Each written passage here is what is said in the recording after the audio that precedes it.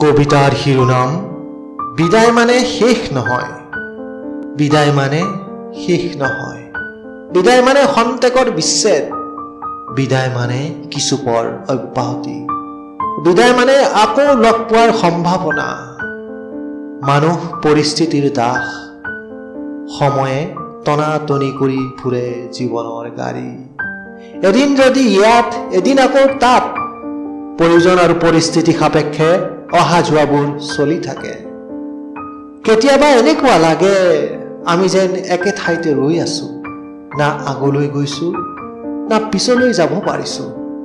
একেই সূৰ্য, একেই আকাশ, একেই পৰিধি। আচলতে আমি নজনাকৈ আমি গৈ থাকো।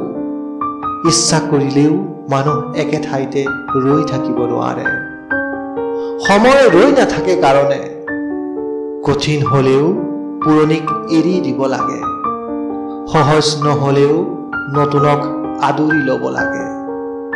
বিদায় মানে শেষ নহয়, শেষ নহয় মৃত্যুৰ দৰে। বিদায় বুলি ক'লেও উভতি অহাৰ বাটবোৰ খোলা থাকে। ধন্যবাদ।